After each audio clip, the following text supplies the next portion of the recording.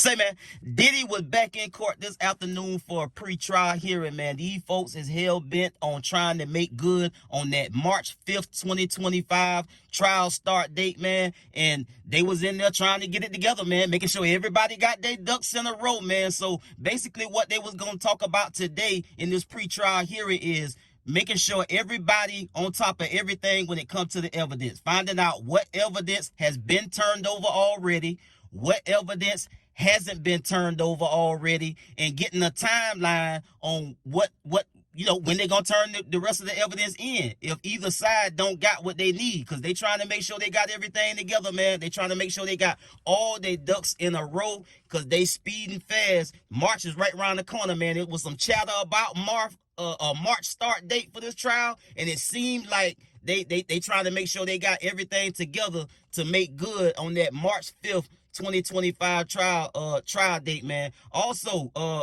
aside from the evidence, finding out about the evidence, making sure everybody got everything they need, making sure ain't nobody holding nothing in the, making sure ain't nobody got nothing on tuck now. Make sure you turn everything in before we get going. You using this, turn it over. You using that, turn it over. Make sure you got what you need. Make sure you got what you need. And also, they wanted to walk through all of the three charges that Diddy will be getting tried for. So they discussed each of the three charges and broke down all the details and particulars of what these charges is, and basically identifying, just walking it through, breaking everything down. This is exactly what this charge means. And I'm gonna leave it to the law and crime professional to get to the rest, and then we'll get back with some commentary on the back end. Let's get to the content. He's facing a very widespread racketeering conspiracy charge, I should say. And again, that's kind of twofold. So a conspiracy is an agreement, a criminal agreement, and steps that are taken in furtherance of that agreement. And it's to violate the racketeering laws, that this was a criminal enterprise that was engaged in a number of illicit activities: sex trafficking, forced labor, kidnapping. So that's one charge. Then he's also facing sex trafficking by force, fraud, or coercion with respect to one victim. Then he's also facing transportation to engage in prostitution, which really ties to the idea of bringing sex workers in for the freak-off parties. But you and I both know, Elizabeth, that could change. He could be hit with a superseding indictment because there are reports that evidence is being presented to a grand jury. So those charges could amplify. Right. Yeah, that's absolutely correct. And I think that was made clear in the initial indictment as well, is that, prosecution was still gathering up various forms of evidence. There's a lot of people involved here, a lot of potential evidence. So there's a possibility that just a first initial indictment is just a preview. Surprised to see less amount of journalists. They were kind of waiting for this hearing to get started. And so, comparing that to last hearing where it was just a ton of journalists just waiting to get inside that courtroom, this time was completely different, and that it was probably about less than 20 journalists altogether. So when we were all kind of ushered up into the 15th floor this time, as opposed to the top floor like the last hearing, it was a lot of us. It was a lot smaller courtroom, but still the similar makeup of the courtroom. So you have one side where it's going to be Diddy's family members, it's going to be the general public, maybe some extra defense lawyers or those who work for the defense side, at least, kind of sitting over to the left side. And then on the right side where I was sitting, it's going to be all flooded with journalists, as well as some other members of the prosecution team who kind of help with that case as well too. And so we all went up to the courtroom probably around 1:45 today. We're waiting to get this hearing started. It was interesting too because this time around, Diddy was brought in first. He was brought in about a couple minutes after 2 p.m. today, and we were all kind of waiting to see. We had heard mumblings that his mom might be in courtroom, that we were waiting for the children, but then nothing happened. But then, in another twist and turn, the children do walk in, but this time it was a lot smaller bunch than it was the last time. So last time you're having all of Diddy's children, except with the exception of Love, who is just a 2-year-old child, so she wasn't at court. But you had all of Diddy's children there except Love.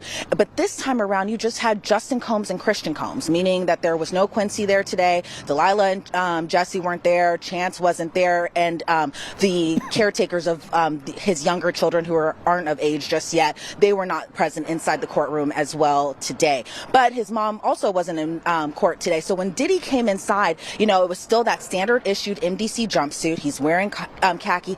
From that video of, I think that was obtained by Daily Mail back in September, of Diddy playing hacky sack in Central Park, to now he appeared just astonishingly thinner, which you can expect to be inside a federal detention center for a couple months now. A lot different from the luxury lifestyle that he was living before, but he appeared very noticeably thinner, and maybe being locked up in detention is starting to wear on him. He appeared grayer a little bit as well too, but again, he appeared just like how you would expect Diddy to appear for a hearing. He, when he came inside the courtroom, you know, he hugged his attorneys. He especially hugged Anthony Rico. Then he had hugged Alexandra Shapiro as well too. But then he kept kind of looking at the gallery. Now again, this was at a point where Diddy's sons, Justine and Christian, weren't inside the courtroom just yet. But instead, whenever they came inside the courtroom, and again, this was after Diddy was already sitting down at the defense table, he looked back immediately. He smiled. He beamed up. He waved at all of her, or excuse me, at his two sons, and just kind of gave them like kind of a little bit of, you know, it's a good to see you type of feeling. That's what I was over on the left side of the gallery. So what I was seeing from both of his sons was a little bit of leg shaking, what I perceived to be a little prayer right before the hearing had actually started as well too. But again, I think their focus was maintaining a good face for their father, being supportive. Now, I noticed when I was watching all of this go down this afternoon as well, that the press pool outside really wasn't piped up like they was the last time around. You dig what I'm saying? It was a handful of them out there, but they wasn't really super deep like they was the last time, man. Also, they had trucks pulling up back to back, you dig what I'm saying, with family members jumping out, going in to sit in on the court appearance. This time, not so much, man. You dig what I'm saying? That's all you seen was two of his boys and that other dude, and basically that was it. You dig what I'm saying? And she also talked about, you know, how Diddy looked like he was worried. He looked at like, you know, he was getting super thin. His facial hair had done turned gray, and he just didn't look. He looked at real worried while he was sitting in there. But she talked about how, you know, when them boys walked in, he kind of lit up. And rightfully so, man. You want to walk in a courtroom, bro, and see somebody in there that supports you, bro, to give you that little surge of energy, man, because doing it all by yourself, it ain't a good feeling, bro. Me, personally, I ain't never had to deal with no type of situations like this on my own. I always had a support system. So to anybody that's going through anything like this, bro, you gonna want to see some family in the courtroom to kind of, you know, to lift your spirit, bro, because you already behind that wall 24/7 by yourself. So at least when you come out in the free world and go to court, you want to see your family, bro. You dig what I'm saying? And I don't know where everybody else was today. His mama wasn't there. The girls wasn't there. I was glad to see that Justine and Christian pulled up on their daddy, man, and went in there to support him, man, because at the end of the day, bro, that's their daddy lick to take.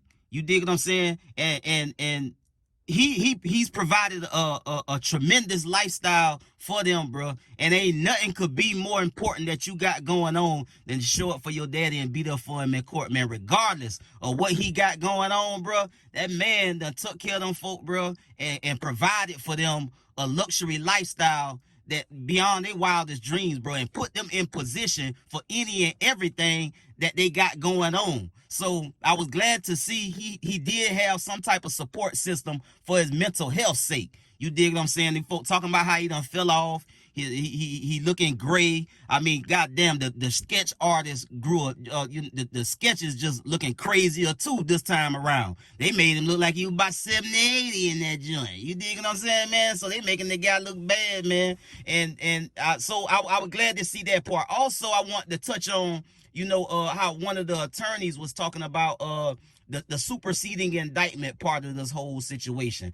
This case is continuing regardless of what went on today. It's still ongoing. So they and I talked about this early on when he first got booked, because you can hear it in the language that the legal experts was using, man. They kept talking about it's ongoing, there's so many people involved. That leads you to believe that a superseding indictment could come at some point. Not saying it will, but it could come. And what a superseding indictment is, they can adjust any of the paperwork or the legal filings to include anybody and to add additional charges. So that's always hanging out there in these type of situations where there's so many people involved. You dig what I'm saying? It always can be somebody else get added to this, and it always can be some more charges to get added to this. So I thought that was real key and real important, man, because they still leaving that possibility out there as far as a superseding indictment. Now, at this point, it's only 3 charges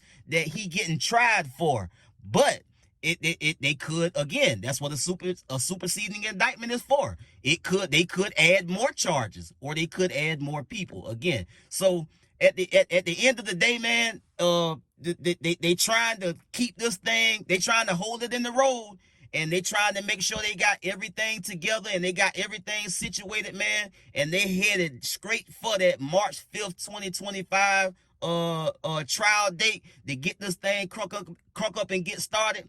And at that point, it's gonna be a lot going on, bro. So this Diddy saga is still a nail biter, man. As it's still a lot going on behind the scenes, and it's still, no doubt, some people probably trying to work some things out, probably trying to make sure they keep their name out of it. But nobody knows how this thing really gonna go once it gets started. Cause if Diddy get on this Nino Brown shit, niggas ass gonna be in trouble, bro. And he ain't got nothing to lose. So you can take that for what it's worth. I get at y'all on the next one, man. Y'all be smooth. I'm out.